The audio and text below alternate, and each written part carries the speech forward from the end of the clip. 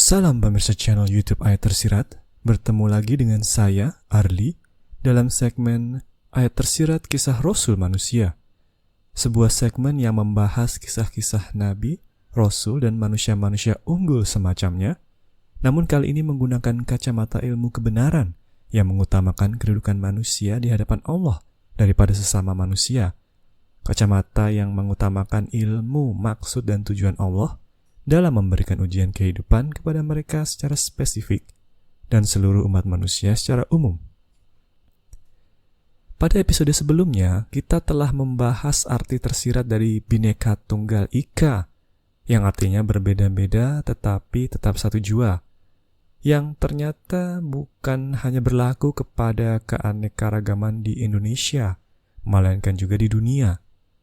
Keanekaragaman yang memiliki tujuan mulia sehingga kita sebagai umat manusia harus menghindari tipuan nafsu dan jangan sampai menjadikan semua itu sebagai bahan pertentangan atau pertikaian. Pada episode kali ini kita akan membahas ayat-ayat tersirat yang mengiringi kehidupan Nabi Hud alias Eber. Sekarang, marilah kita lanjutkan diskusinya. Salam Bu Ririn. Salam Arli. Bu, saya udah meneliti ayat-ayat Al-Quran yang menyebutkan nama Hud, Bu. Oke.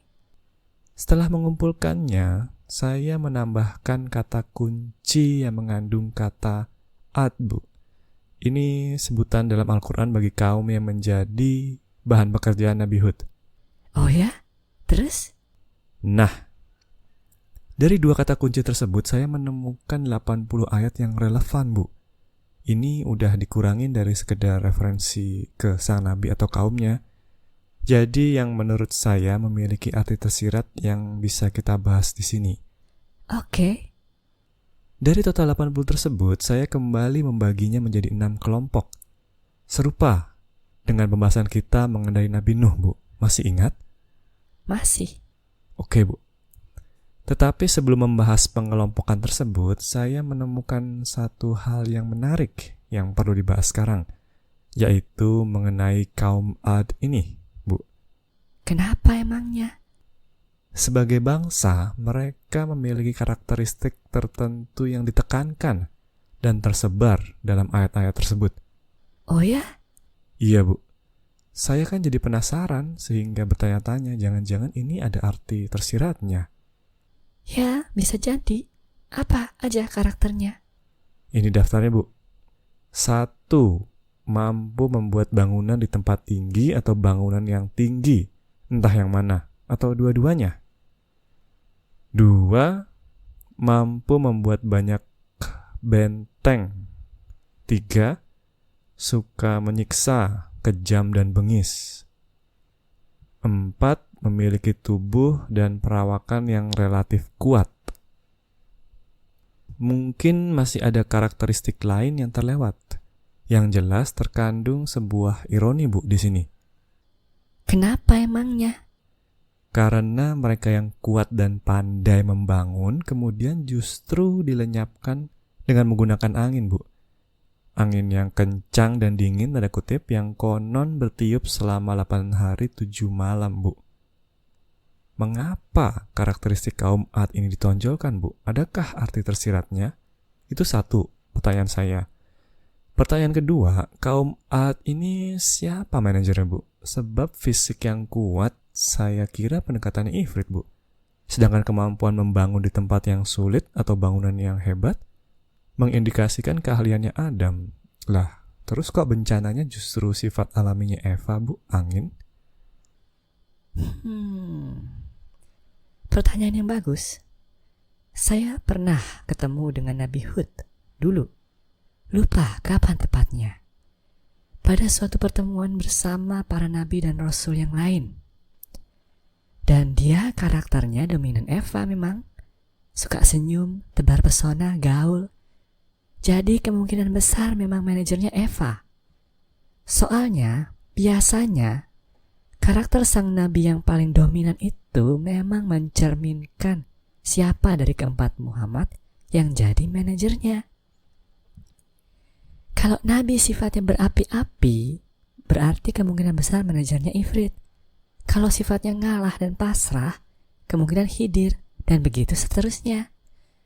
Ibarat nonton film atau main game, pasti kamu lebih suka kalau jagoannya mirip kamu kan? Punya pemikiran yang sama dengan kamu, punya sifat yang sama dengan kamu.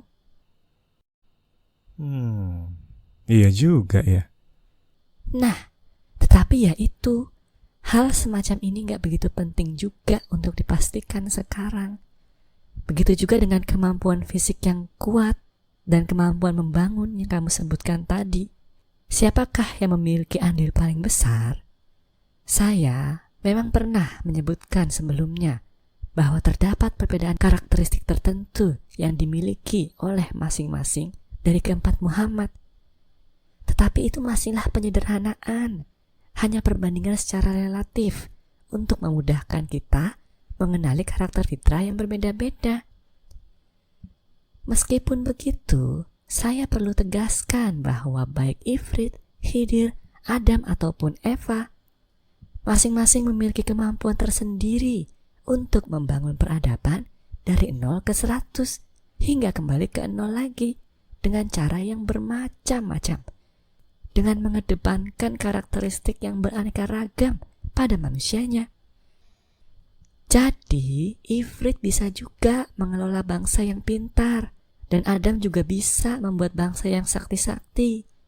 Jangankan mereka, bawahan mereka, para supervisor pun, baik malaikat tanda kutip maupun siluman yang paling sakti dan pintar, sebenarnya juga mampu. Jadi, hanya bermodalkan beberapa karakteristik yang disebutkan dalam ayat tadi itu, gak cukup untuk membedakan pekerjaan di antara mereka. Selain itu, manajer yang membangun peradaban belum tentu sama dengan manajer Nabi yang melakukan seleksi di akhir keruntuhannya. Ngerti sampai sini? Iya Bu. Pertama, pembedaan karakter sebuah bangsa dengan manajernya tersebut gak begitu penting saat ini kepastiannya. Yang penting justru mengidentifikasi sifat fitrah yang berbeda-beda, mengkontraskan di antara keempat itu. Kedua, kalau hanya bermodalkan beberapa kalimat saja gak bakal cukup untuk mengidentifikasikan pekerjaan siapakah di antara keempat Muhammad tersebut, sebuah kaum itu. Apalagi ternyata sebagian malaikat ataupun siluman yang tertinggi ilmunya juga mampu membangun peradaban manusia. Ketiga, dalam satu peradaban bisa terlibat lebih dari satu Muhammad, lebih dari satu manajer, gitu ya Bu? Iya, begitulah. Dan setahu saya, kemungkinan kaum Ad ini memang kolaborasi antara Adam dengan Eva. Adam yang bangun, terus setelah dievaluasi, minta tolong ke Eva supaya diperbaiki dan ditambahkan ilmunya. Terus pada akhirnya diseleksi lagi di akhir zaman peradabannya. Oke Bu, Adam dan Eva ya. Terus ada lagi gak arti tersirat yang bisa kita ambil dari informasi singkat yang tadi itu Bu, mengenai karakteristik kaum Ad ini? Ada. Dan ini berhubungan dengan pembahasan kita di episode sebelumnya. Cerita mengenai Nabi Hud di dalam Al-Quran itu hanya merupakan sekilas, sekedar potret singkat dari entah berapa panjang, berapa lama sejarah peradaban kaum Ad. Ngerti kan maksud saya apa? Potret singkat. Iya Bu. Sesuai pembahasan episode sebelumnya kan, sebelum Hud ini pasti ada juga utusan-utusan ilahi lain yang berkontribusi dengan berusaha memajukan kaum Ad supaya bisa kuat dan mampu bangun di tempat tinggi atau bikin bangunan tinggi tersebut kan. Misalnya seorang raja, pemimpin yang mampu membimbing kaumnya untuk menaklukkan alam dan menyatukan masyarakatnya, atau mungkin insinyur yang mampu membangun bangunan yang kokoh meskipun berada di medan yang sulit dan menghadapi berbagai macam keterbatasan lainnya. Itu maksud Ibu? Iya, tepat sekali. Jadi sekali lagi perlu diingat bahwa berbagai macam kelebihan yang dimiliki kaum Ad yang kamu deskripsikan tadi, itu semua juga berdasarkan rancangan dari manajer dan supervisor kaum tersebut. Satu atau lebih dari satu dari keempat Muhammad dan anak buah mereka. Dengan kata lain, kaum Ad ini hanyalah salah satu dari entah berapa banyak umat manusia yang disebar ke seluruh penjuru dunia sejak dahulu, yang kemudian diuji dengan memiliki kelebihan-kelebihan tertentu untuk melihat bagaimana efeknya terhadap kualitas manusianya di hadapan Yang Maha Esa. Ah iya Bu, dan ternyata hasilnya dianggap nggak bagus ya Bu. Sebab setelah dijadikan kuat dan pandai membangun justru menjadi kejam dan bengis. Itu maksud Ibu? Iya, singkatnya begitu. Tentu saja kenyataan aslinya jauh lebih rumit, tetapi intinya tetap sama. Sebagai manusia ataupun bangsa, kita semua harus menjauhi rasa aku, rasa suci, dan rasa minta puji terhadap kemampuan atau kelebihan apapun yang kita miliki, baik yang kita miliki sejak lahir maupun yang kita raih setelah melalui proses panjang, baik yang merupakan usaha kolektif dalam masyarakat maupun yang sifatnya pribadi. Sebab semua itu dapat diambil kembali kapanpun oleh Yang Maha Kuasa melalui berbagai macam cara. Seperti yang kamu bilang tadi, ironis, ketika sebuah kaum yang mampu membangun begitu bagus, yang seharusnya mampu melindungi mereka dari cuaca apapun, justru mati karena angin. Inilah ilmunya. Sadarilah, urusan semacam ini terlalu mudah bagi Yang Maha Esa. Manusia itu gak ada apa-apanya di hadapan Yang Maha Kuasa. Ini salah satu pelajaran yang bisa diambil. Iya. Dan contoh rasa aku terhadap kemampuan pribadi juga udah dibahas cukup panjang di Ensiklopedia Ujian Kehidupan. Iya, begitulah. Tapi itu cuma contoh rasa aku, Bu. Kalau contoh rasa suci dan rasa minta puji terhadap kemampuan itu gimana, Bu? Contoh lainnya, rasa suci katakanlah. Kalau menggunakan kaum Ad sebagai contoh, karena kuat dan pandai, mereka jadi merasa berhak menindas kaum yang dianggapnya lebih rendah, yang tidak sekuat dan sepandai mereka, yang lebih terbelakang. Otomatis mereka merasa cara hidup mereka yang paling benar, karena nyatanya mereka bisa gitu loh mengalahkan bangsa-bangsa lain di sekitarnya. Jadi bangsa-bangsa yang lain juga harus ikut cara hidup mereka, harus jadi bawahan mereka, kira-kira begitu. Kemudian kalau rasa minta puji, contohnya ya, mereka kemudian menggunakan standar tersebut, kelebihan tersebut untuk menentukan nilai sebuah individu dalam masyarakatnya. Dengan kata lain, semakin kuat dan pandai membangun misalnya, otomatis manusianya memiliki kedudukan yang paling terhormat. Hal ini mengakibatkan setiap orang berlomba-lomba mengumpulkan kekuatan dan kepandaian tersebut demi meningkatkan harkat dan martabat mereka dalam masyarakat. Seiring dengan waktu, secara perlahan namun pasti, hal itu pada akhirnya menjadi tujuan hidup mereka, menjadi Tuhan mereka. Kan mencelek jadinya. Ini merupakan contoh pengaruh nafsu yang sebenarnya mempengaruhi masing-masing individu, tetapi karena mayoritas masyarakatnya dikendalikan nafsu juga, otomatis secara kolektif membuat arah perkembangan bangsanya juga terkendali nafsu. Oh iya, saya baru kepikiran Bu bahwa ketiga nafsu itu selain mempengaruhi individu manusia juga secara bersamaan berefek juga ke tatanan kebudayaannya ya Bu. Berpengaruh juga ya ke norma-norma dalam masyarakatnya. Iya, begitulah. Makanya sadarilah sekarang bahwa memang banyak norma-norma dalam masyarakat manapun yang sebenarnya berasal dari pengaruh nafsu secara kolektif dalam masyarakatnya daripada fitrahnya. Seperti contoh kaum Ad tadi. Kemungkinan bagi mayoritas masyarakatnya emang wajar menindas bangsa lain karena mereka memang lebih kuat atau karena merasa agama mereka paling benar. Hal-hal semacam ini itu akibat pengaruh nafsu rasa suci terhadap mayoritas masyarakatnya atau pemimpin-pemimpin bangsanya, salah satunya atau keduanya. Iya juga ya. Termasuk di negara kita dong, Bu, sekarang.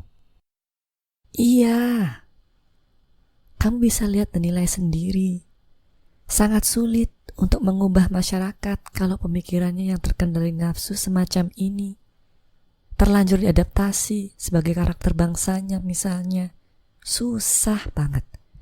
Untungnya, di zaman kebenaran ini, berbeda dengan ekspektasi di zaman kebaikan, individu manusia gak diharapkan untuk mengubah semua anggota keluarganya menjadi benar. Mengubah masyarakatnya, semuanya menjadi benar. Atau seluruh bangsanya, cukup dirinya sendiri. Enak kan?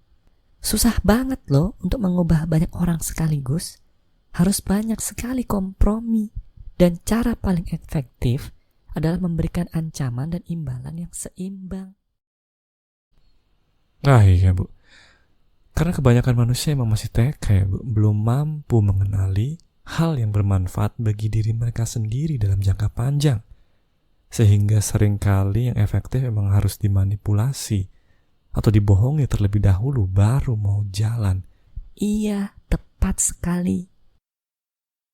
Dan kalaupun manusianya berubah, belum tentu juga mereka semua berubah karena Allah semata. Belum tentu juga nilai keikhlasan mereka untuk berubah itu udah lebih dari 75%. Mengapa? Karena mereka harus dipaksa dulu, harus dirayu dulu, harus diancam dulu, harus dibohongin dulu, baru mau mengubah sikap mereka, kebiasaan mereka menjadi lebih bermanfaat. Dengan cara ini, meskipun masyarakatnya makmur dan sejahtera pada akhirnya, tetap aja rata-rata nilai keikhlasan mereka di hadapan Yang Maha Esa sangat rendah. Dengan kata lain, meskipun telah terjadi kemajuan jasmani, tetapi karena perubahan tersebut akibat domino ketidakmurnian niat, semata-mata akibat paksaan dari pemimpin mereka atau tekanan dalam sesama anggota masyarakat, maka tidak akan mendapatkan berkah dari Yang Maha Penyayang. Kalau udah begini, cuma masalah waktu sebelum peradabannya mundur atau hancur bahkan pada akhirnya. Dilema semacam ini merupakan sesuatu yang selalu dihadapi oleh seorang supervisor kebudayaan, tidak peduli siapa manajer mereka, siapa bos mereka. Iya juga ya. Tantangan utama yang dihadapi oleh keempat Muhammad dan anak buah mereka bukanlah sekedar memajukan peradabannya secara fisik, tetapi membuat rakyatnya menjadi manusia yang mulia juga di hadapan Allah. Ini justru yang lebih sulit ya. Kalau gitu berarti kaum Ad ini ketika Nabi Hud muncul sebenarnya udah sampai pada titik relatif makmur dan sejahtera ya, Bu. Tapi sayangnya tingkat keimanan mereka justru sangat rendah di hadapan Yang Maha Kuasa, gitu. Iya. Kalau dibiarin mereka pasti akan runtuh sendiri, pasti, entah gimana caranya. Makanya setelah mempertimbangkan lebih lanjut, diputuskan akan lebih bermanfaat jika diadakan seleksi lagi terhadap manusianya, semacam yang dilakukan di kaum Nuh sebelumnya, untuk menyaring manusia yang bisa diselamatkan dari kehancuran tersebut, supaya dari situ bisa dibangun lagi peradaban baru, percobaan baru, dipercepat prosesnya, dan dikirimlah Hud ke situ di bawah kontrol Eva untuk memberikan peringatan, untuk menyaring masyarakatnya. Oh, begitu rupanya. Ini berhubungan dengan pembahasan kita mengenai berkah ya, Bu, dalam segmen Tanya Fitrah. Jadi masalah berkah itu bukan hanya secara pribadi rupanya. melainkan secara kolektif juga dalam keluarga ataupun masyarakat berbangsa dan bernegara. Dalam ketiga skala tersebut, di zaman kebenaran ini memang kita seharusnya mengejar berkah ya Bu, berarti daripada sekedar masalah sedikit atau banyak. Iya.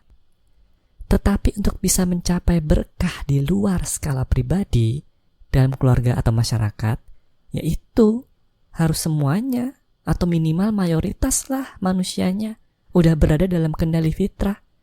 Nggak bakal bisa dicapai kalau mayoritas manusianya masih berada di bawah kendali nafsu.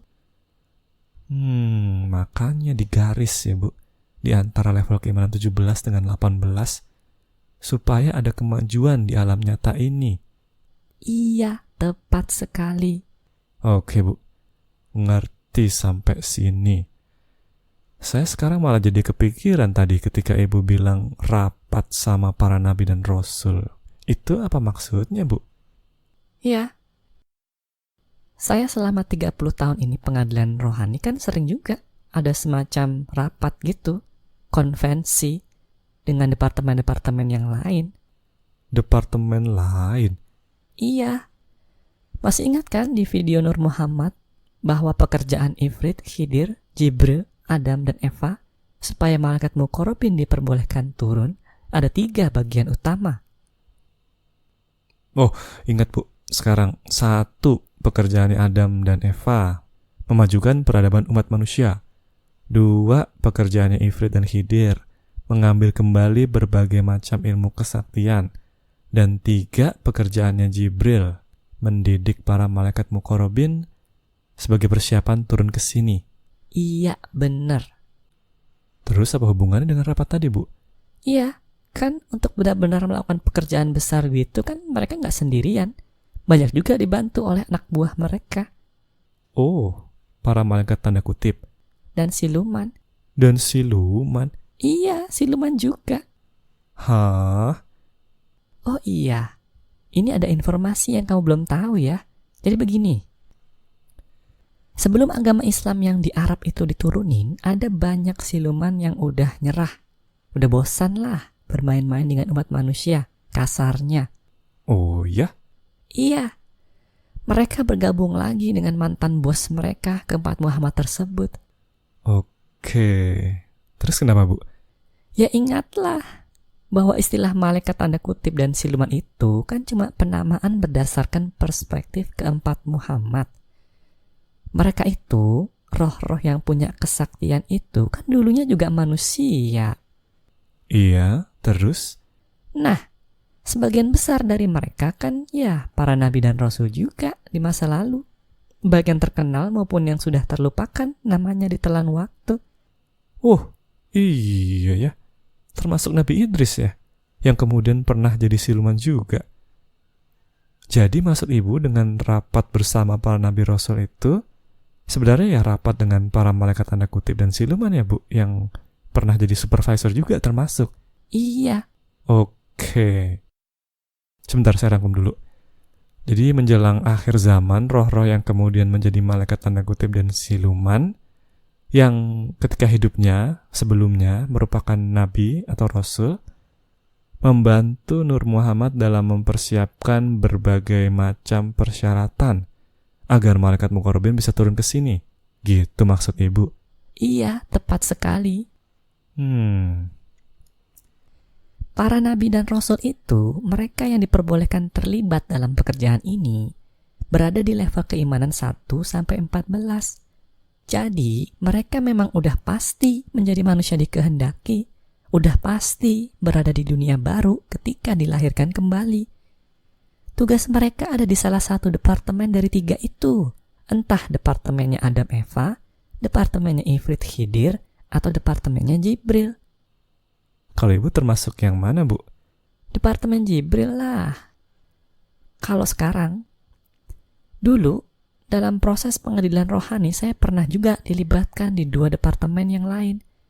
Sebagian karena emang wajib alasannya, sebagian karena saya dulu pernah bertanya, penasaran, jadi dikasih tunjuk dan lihat pekerjaan di departemen yang lain. Oh, ini yang dulu Ibu pernah sebutkan ya? Pertama-tama, bahwa meskipun kenal dengan kelima Nur Muhammad, ibu selalu hati-hati kalau menyampaikan pertanyaan kepada mereka. Sebab nanti pekerjaannya bakal ditambah. Iya, bener banget. Kau masih ingat aja? Bener. Kalau saya terlalu banyak bertanya-tanya ke mereka, pekerjaan saya pasti ditambah. Pasti. Merambah tugas departemen yang lain. Nggak mau saya. Berat banget tahu. Makanya saya fokus ke ilmu kebenaran aja yang di departemen Jibril. Urusan yang lain saya serahkan ke bagiannya masing-masing. Begitu ya, Bu. Terus para nabi dan rasul alias malaikat tanda kutip dan siluman itu, yang kemungkinan juga supervisor kebudayaan yang ada di 2 departemen yang lain, itu pekerjaannya ngapain, Bu? Yang ibu tahu aja tentunya yang dijelaskan. Manusia dikehendaki yang masuk departemen Adam Eva, sebagian besar udah dilahirkan kembali duluan dan tersebar di seluruh penjuru dunia. Masing-masing diberikan misi-misi tertentu yang spesifik sesuai wilayah mereka. Misalnya, ada yang dijadikan lewatan untuk menemukan teknologi baru. Ada yang ditugaskan untuk menjadi pahlawan kemajuan tertentu di bidang sosial, budaya, hukum, ekonomi, dan sebagainya. Ada juga yang ditugaskan memajukan kebudayaan-kebudayaan spesifik di wilayah mereka masing-masing. Oh, jadi mereka kemudian menjadi tokoh-tokoh terkenal di dunia dong? Atau di negaranya masing-masing? Iya, sebagian terkenal, sebagian tidak. Tetapi ya itu, seperti biasa, untuk menyelesaikan tugas masing-masing, mereka juga hidupnya penuh penderitaan dan kesengsaraan. Jadi nggak segampang atau seenak yang kamu bayangkan. Tapi ingat ya, mereka yang mendapat pekerjaan dari sisi manusia ini, yang udah reinkarnasi, lahir kembali, ya cuma mereka yang memang utangnya ke Yang Maha Esa dikit, sehingga bisa lahir kembali duluan. Hah? Maksud saya, gak semua para nabi dan rasul itu bekerja dari sisi dunia nyata. Banyak juga yang mendukung dari sisi alam gaib. Jadi, mereka mempengaruhi manusia, memajukan peradaban manusia, tetapi dalam kondisi masih berbentuk roh. Oh, begitu rupanya. Jadi para nabi dan rasul tersebut juga banyak yang kerja dalam kondisi gak kelihatan, masih belum reinkarnasi, meskipun dalam departemennya Adam dengan Eva, Bu. Iya. Dan sebaliknya juga serupa di departemen Ifrit Khidir. Banyak juga sebenarnya yang udah reinkarnasi dan melakukan tugas mereka dari sisi dunia nyata. Ah, begitu rupanya. Oh, terus kalau para nabi yang berada di departemen Ifrit Khidir ini kerjaannya ngapain, Bu? Ya tergantung perintah dari bos mereka apa. Ilmu kesaktian itu nggak masuk akal. Jadi cara kerja mereka juga sulit untuk dijelaskan. Sebentar ya, saya ingat-ingat dulu. Oke. Jadi, pengalaman kerja saya dengan divisi Departemen Ifrit Khidir itu diceritakan di buku Menuju Sadar Kepada Allah 2. Hah? Nomor 2, Bu. Emangnya ada buku itu? Ada. Cuma belum boleh dipublikasikan aja. Intinya adalah, memang kejadiannya paling banyak terjadi dari tahun ke-10 hingga tahun ke-20. Dihitung dari awal pengadilan rohani. Jadi sekitar tahun 99 hingga 2009. Supaya saya ngerti bagaimana pekerjaannya Ifrit dan Khidir, saya dijadikan lewatan untuk berurusan dengan para roh gentayangan dalam berbagai macam bentuk dari berbagai penjuru dunia, termasuk siluman dan malaikat tanda kutip. Singkatnya begitu. Oke. Terus kerjaan departemen mereka apa, Bu? Yang saya tahu adalah memutus rantai ilmu kesaktian. Memutus rantai ilmu kesaktian? Iya. Kamu kan udah tahu sekarang bahwa ilmu kesaktian itu bisa sampai di tangan manusia yang hidup sekarang. Kemungkinan besar bukan karena manusianya dikasih ilmu kesaktian, melainkan karena manusianya diikuti atau ditempelkan dengan roh yang punya ilmu kesaktian. Ah, Iya Bu, itu pembahasan kita di KRM 2 tentang Nabi Idris. Bahwa ilmu kesaktian yang benar-benar dari keempat Muhammad sangatlah unik dan sangat jarang di zaman sekarang ya. Yang banyak tersisa adalah hasil modifikasi oleh para siluman. Itu maksud Ibu. Iya, gampangnya begitu. Oleh karena itulah, untuk mengembalikan semua ilmu kesaktian modifikasi tersebut, yang harus melakukan juga para siluman yang telah memodifikasinya sebagai bentuk pertanggungjawaban mereka di hadapan Yang Maha Esa. Oh, emang mereka mau Bu melakukan itu dengan sukarela? Lah, justru itu pekerjaan Departemen Ifrit dan Khidir. Dengan berbagai macam pendekatan, mereka harus memastikan supaya para roh yang memiliki kesaktian mau mengembalikan ilmu mereka. Detailnya macam-macam. Ada yang harus berantem dulu baru mau nurut, dan ada juga yang bisa langsung dipersuasi.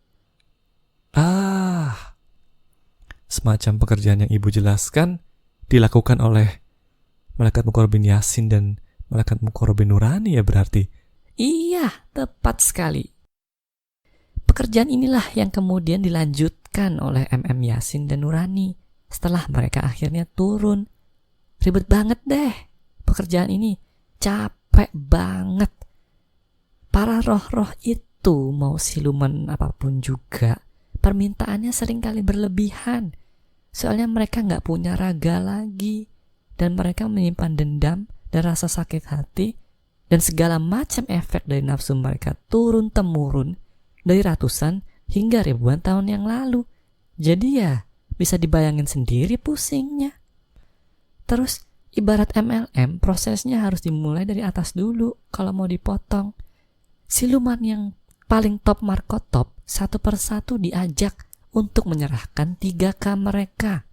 Setelah selesai, baru dilanjutkan ke bawahan mereka. Dan ke bawahan mereka terus. Begitu aja seterusnya. Oke. Jadi harus memaksa atau meyakinkan mereka. Dari atas ke bawah ya Bu. Kenapa ya? Ya karena ilmu kesaktian memang begitu sifatnya. Mereka yang berada di level bawah itu kebanyakan cuma bisa melakukan ilmu kesaktian karena dipinjemin atau dikasih sama atasan mereka. Jadi kalau atasan mereka nggak mengasih lagi, berhenti minjemin, ya cuma masalah waktu sebelum mereka semua jadi roh biasa bawahannya. Kesaktiannya nggak bakalan efektif lagi. Oh, begitu rupanya. Kayak aliran listrik ya Bu? Iya, gampangnya begitu. Oke. Jadi yang mengerjakan hal ini adalah mereka yang dulu pernah menjadi nabi dan rasul juga ya Bu? Mereka bekerja sebagai agen untuk mengembalikan segala bentuk kesaktian ke Ifrit dan Khidir. Dan mereka bekerja dari sisi dunia nyata. Ada juga dari sebagian dari mereka yang dari dunia nyata udah dilahirkan kembali dalam bentuk manusia, dan ada juga yang masih dalam bentuk roh. Gitu ya Bu? Iya. Para fitrah yang dulu nabi dan rasul ini, yang reinkarnasi ini, udah dilahirkan kembali dari dulu ya tentunya. Jauh sebelum akhir zaman tahun 1999. Ibarat pasukan, mereka adalah pasukan pendahulu, bertugas mempersiapkan fondasi dunia baru dan membabat hutannya dulu dari berbagai macam hama biar bersih. Kasarnya gitu.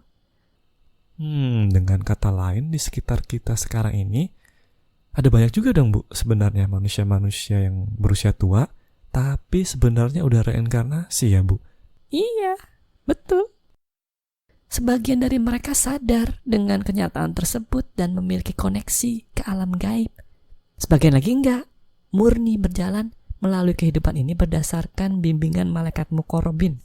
Murni melakukan perbuatan yang paling bermanfaat yang bisa mereka lakukan sesuai dengan kodrat dan irodat mereka. Mereka semua memiliki kode etik untuk tidak membuka identitas mereka di kehidupan sebelumnya kepada orang lain. Oh ya? Jadi mereka nggak boleh ngasih tahu masyarakatnya identitas mereka sebenarnya? Iyalah. Ilmu kebenaran itu diturunkan untuk menyelesaikan masalah yang lahir gara-gara keempat Muhammad juga. gara-gara ilmu kebaikan yang fokus membuat manusia baik aja di antara sesamanya, tapi nggak mampu membuat manusia yang benar di hadapan yang maha kuasa.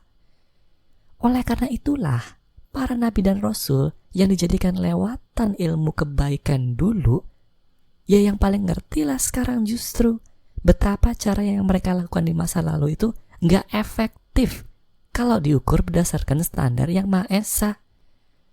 Sekarang mereka akan mencegah justru sosoknya untuk diketahui siapapun, karena sangat berisiko dibiaskan nafsu lagi. Kau masih ingat kan pembahasan kita mengenai pengkultusan? Pengkultusan. KRM 1 ya, Bu? Oh iya, Bu. Saya ingat. Kalaupun umatnya nurut dengan mereka karena tahu identitas mereka, tetapi kalau niatnya nggak murni, cenderung ke pengkultusan misalnya, cuma nurut apa kata junjungan mereka tanpa pemahaman sendiri, tanpa kesadaran sendiri, maka nggak ada gunanya sama sekali ya, Bu. Nggak bakalan diterima juga oleh yang maha penyayang. Melakukan kesalahan yang sama justru. Iya, tepat sekali. Tugas utama mereka dihidupkan kembali lebih awal adalah bagaimana menggeser perlahan-lahan ajaran mereka yang udah terlanjur dimanipulasi nafsu dari generasi ke generasi, mengarahkan umatnya supaya menyatu dengan malaikat muqarrabin, sehingga pada akhirnya nanti bisa menjadi manusia yang benar, melaksanakan ajaran kebaikan yang unik dan bermacam-macam tersebut, tapi ajaran kebaikan yang bisa diterima oleh Allah. Gimana caranya, Bu, melakukan hal itu tanpa mengumumkan identitas mereka? Ya macam-macam lah caranya. Jangan khawatir.